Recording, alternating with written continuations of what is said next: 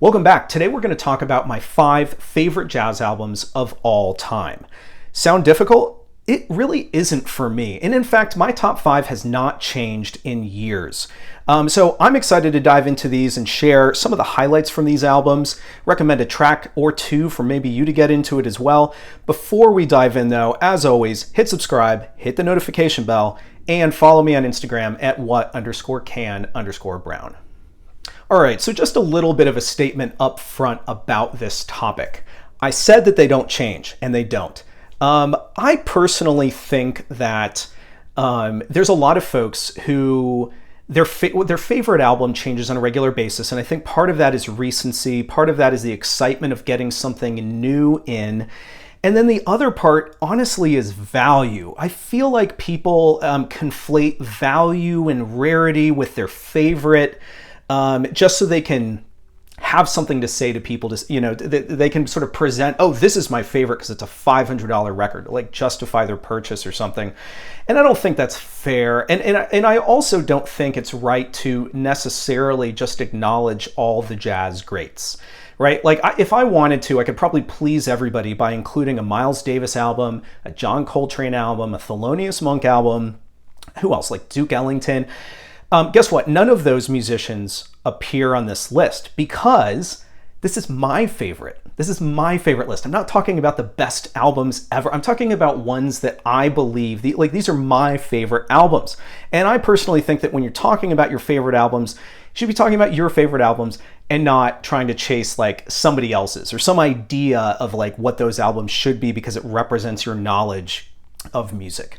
Maybe all of that goes without saying, but I wanted to offer a little bit of that as sort of a caveat before we really get into this. All right, so here we go in no particular order. We have Gene Ammons' Boss Tenor. So this is released on the Prestige label, catalog number 7180. Who do we have on this thing? Tommy Flanagan on piano. You've got Doug Watkins on bass, Art Taylor on drums, and Ray Barretto on conga.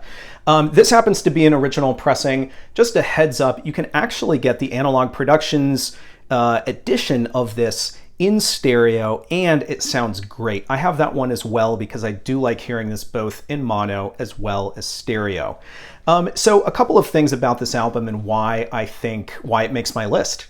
I really love this sort of smoky, breathy kind of tenor sound. This is not the only album in my top 5 that incorporates a little bit of that. So I really like the sound. I love how Prestige added an echo behind Gene Ammons' tenor. It gives it a I don't know what to, is it very like sort of moody quality with a bit of echo, and I think it works particularly well with the conga here as well. I find that the musicians just across all the tracks are very well balanced. Art Taylor's cymbal work is light and crisp, and I just think that it all layers so well. And I think part of the reason is because there's really just the single horn, and so it allows Ammons to kind of shine out front, and then you have this, again, very sort of synergistic elements of the piano and conga and bass and drums that just work really, really well. So let's see, I think Tommy Flanagan here is relatively contained, and I think that that's probably a good thing. He's very sort of tasteful accents and backing behind Gene Ammons really throughout, and I think it allows Ammons to take a little bit more of the center stage at the same time that it's still very balanced overall. So a couple of tracks that I really, really like. One is Hittin' the Jug, and I think that it blends kind of everything that I like about this album into one track just really well. This particular song, it swings really, really hard, almost like the piece is slowing down. So if you listen to Hittin' the Jug and you listen to how hard it's swinging, it's almost like your foot wants to tap, but you can't yet because it feels like they're slowing it down. I don't think they are. That's just how hard they're swinging. So another track that I really like is called Close Your Eyes. This one, on the other hand, is very fast, probably 180 beats per minute or more, so pretty rapid paced. I find that the pop of the conga, so that like sort of thumb pop or whatever, actually I don't know what finger he uses, but it sounds really, really cool. And Art Taylor's toms sort of mimic a little bit of the conga, and I just find some of these like sort of subtle elements to be really interesting and really help set the mood. Another track that I really like is My Romance, and I think that it really lays on that theme of romance thick.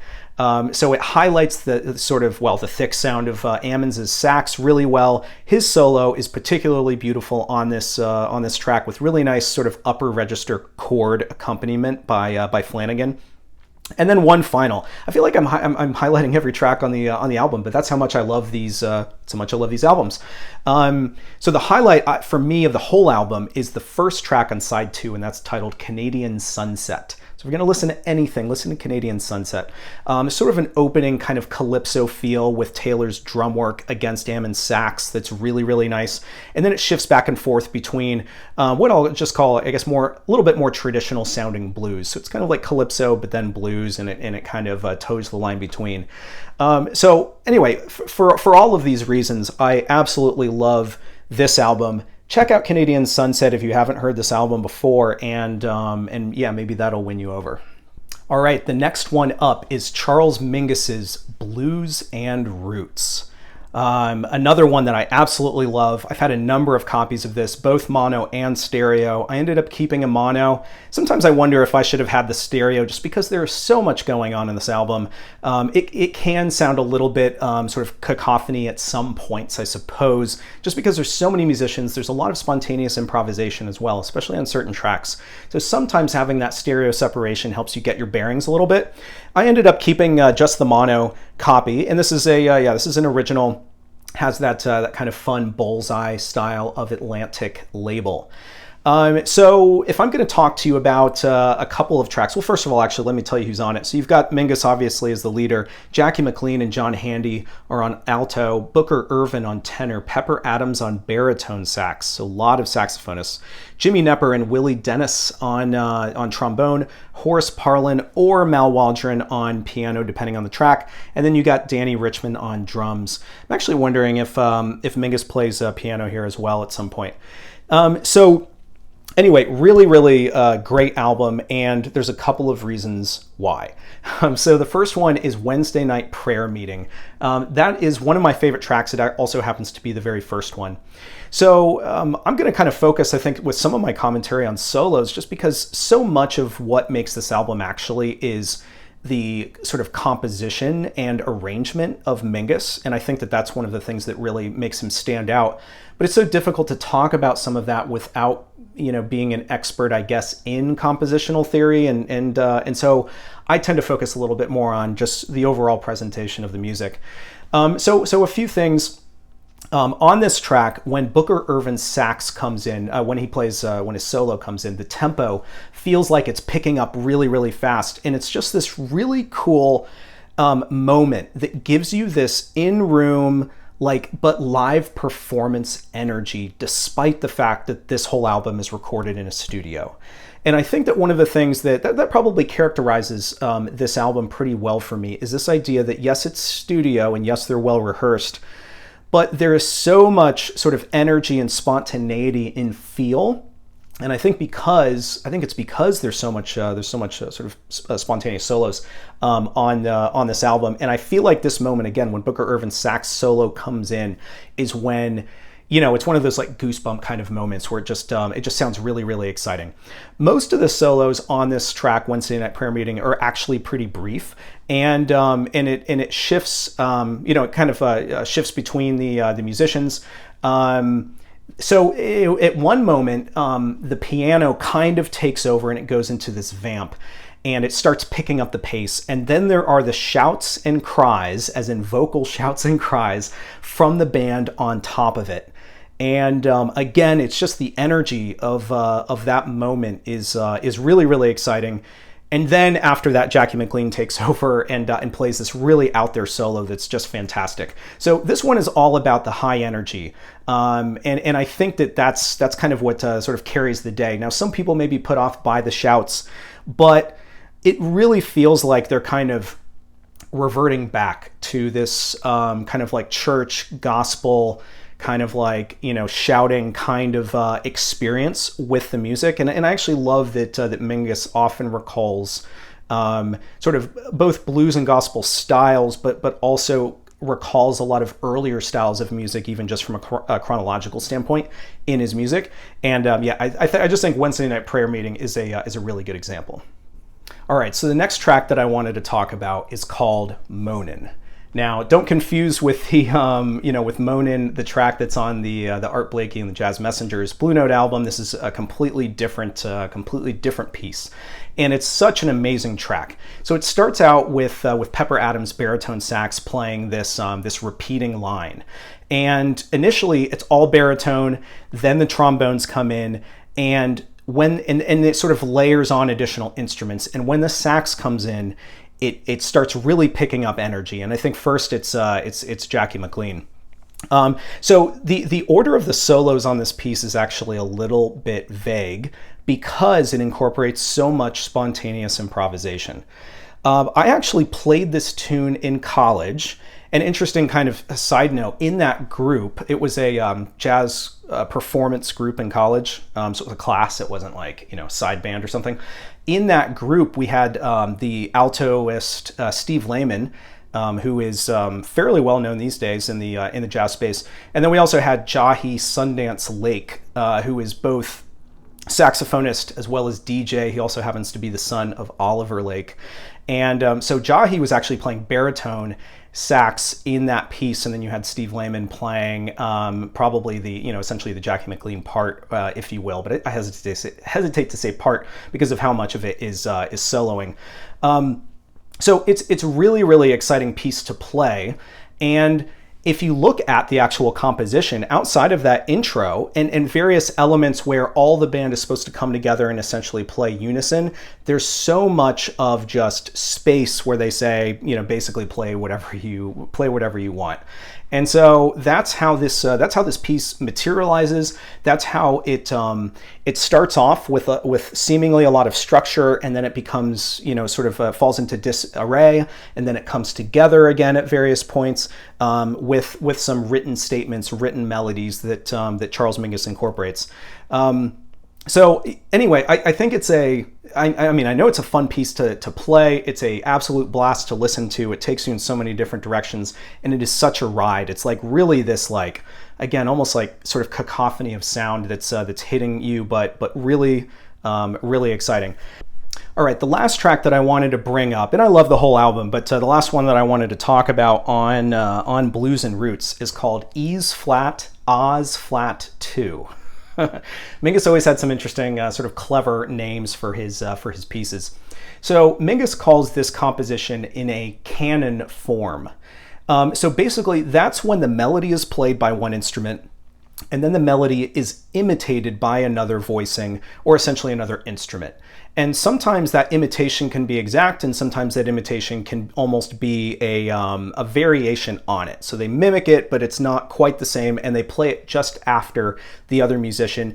And what it ends up, how it ends up materializing is sort of an interesting layer of parts that make it interesting, but also kind of give you a sense of melody, even when some of those parts aren't scripted and they're improvisation. It gives you a sense of like, oh, I kind of can follow this and I know what's going on. So anyway, I think that having that interplay between musicians in this sort of canon form is what really adds a ton of energy to this track. It allows musicians to play off each other, and like I said, I just think it really embodies what this whole album is about, which is, again, this interaction and this spontaneous improvisation, as well as recalling, sort of musical styles of the past. In fact, there's another track on here called My Jelly Roll Soul that's even more so sort of leaning into an older style. And so I think folks with a appreciation and a knowledge of some of those earlier styles are especially going to hear a lot that they're going to like in this album. All right, the next one up is Ike Quebec's Bossa Nova Soul Samba. Apologize if there's some glare. This one happens to be in shrink wrap. So who do you have on this one? It's Wendell Marshall on bass, Willie Bobo on drums, Kenny Burrell on guitar, Garvin, maybe Massot on shaker, and then you have Ike Quebec on tenor, obviously. This one happens to be an original pressing, and it is in stereo, which I've owned mono and stereo editions of this. Stereo is definitely the way to hear this, in my opinion. In fact, I'm going to go so far as to say that I think that this is one of Rudy Van Gelder's best recorded albums that he ever did. And that's going to be obvious because it's in my top 5, but I'm even talking about sort of the execution of the engineering. I think it's just phenomenal on this, and again, especially in stereo. So what makes this album is how cohesive it sounds and how peaceful it is. So I mentioned earlier how I really liked sort of the smoky nature of Gene Ammons's saxophone, and I think that Ike Quebec is another of those saxophones that kind of has a reputation for having some of that style, right? Putting a lot of air through the horn, which gives it a very sort of breathy and, again, sort of smoky quality. If I was going to say, I guess, what my favorite tracks are, it's kind of all of them. So the opener is so perfect. It's a great way to open the album because of the sort of the tone that it sets and the mood. Very smoky quality to Quebec's tenor, as previously stated. He plays over Kenny Burrell's guitar, and it sounds really nice with this sort of bossa beat established by Willie Bobo. Really dynamic solo by Kenny Burrell in here as well. It's sort of an upper register kind of solo, and I just think it sings really well with how sort of clear his strings are, or his notes are, especially when you compare to the almost more organic nature of Ike Quebec's playing. So I really like that one. All right, so the other track that I wanted to talk about, and you're going to have to forgive my pronunciation, is I believe it's pronounced Lloro tu despedida. I'm not sure, I actually don't speak Spanish, but it is track 2, and I find that this one has just a really lazy, in a good way, a really lazy day sort of effortless quality to it. It's one of those tracks that probably would be equally at home listening to, whether it's on like a Sunday morning with coffee or whether it's like late night with a cocktail. I think it's I don't know, it sort of has this like, almost like timeless quality to it. And again, I think this track in particular is one of the reasons why this album is great to listen to in stereo. And I think it's because of the sort of the interplay between percussionists and certainly Kenny Burrell and Ike Quebec. So yeah, I don't know. I mean, it's hard for me to even talk about this album. I actually don't even necessarily think of it in terms of individual compositions or individual tracks, because I feel like there's a very similar quality across it, but it's a really nice one. This one works very cohesively as an album, as opposed to, say, just a collection of tracks that each have different styles. This is definitely not that. I think if you ever hear a track on this or from this album independently, you'll know that it belongs in this album, because that's how much of sort of a signature sound there is here. All right, the next one up is actually a 10-inch record, and that is Clifford Brown and Max Roach's self-titled on MRC. The music was recorded in 1954 and 1955 across, I think, either 2 or 3 sessions. And again, it was put out in a 10-inch format initially. But then guess what? They decided that they were going to repackage it in the 12-inch era and put it out on 12-inch with a couple of additional tracks. So you can see very similar. You've got the 10-inch and then you've got the 12-inch. As far as the sound between these, I would say that it's the same. Just know that obviously you're going to get 2 fewer tracks on this technically original one versus this. You're going to get a couple of more tracks, which I think is, What Am I Here For is one, and the Blues Walk is the other that doesn't appear on this. I would say those 2 pieces that they added are actually pretty high intensity, rapid pieces that I think showcase Clifford Brown's sort of trumpet playing very, very well. You really get a sense of how virtuosic his playing is. However, I will also say that I think this album, even without those 2 tracks, feels like a more cohesive album in terms of style.